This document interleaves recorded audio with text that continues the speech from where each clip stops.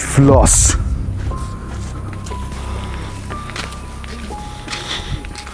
Aka.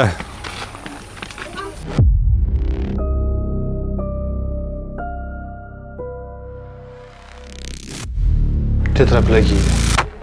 Oyoq qo'l falajligi. Endi u oddiy qo'rchoq bo'lib yashashi mumkin. Sizga sabr tilayman.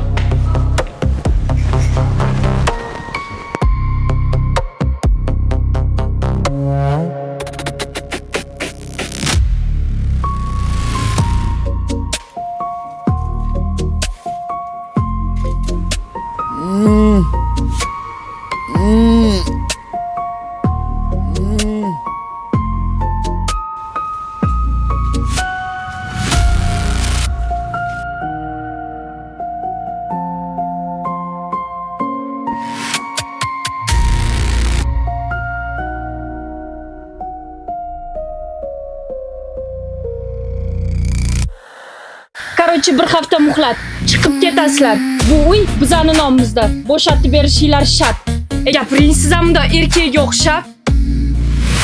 Battar bo'lgin. Chi oldimga.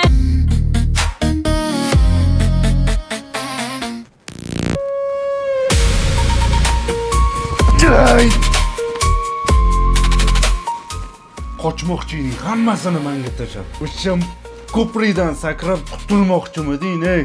O'zing yo'q qilish ham qo'lingdan kelmadi. Tomosha qilib o'tiribsan hozir. Meni azoblanishimni ko'rib. Qiynalib ketdim, ey. Qiynalib ketdim men, ey.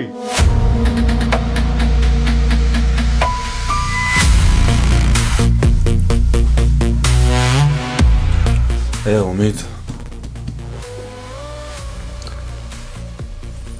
Xafa bo'ldingmi, ukam? Tur. Tur. Ey.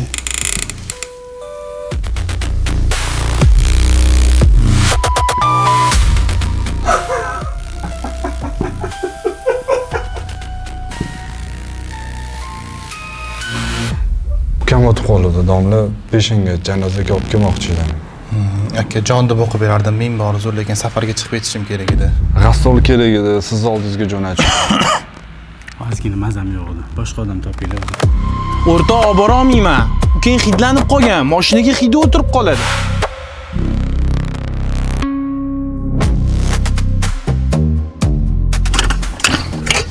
Aka, yerni ko'ryapsizmi?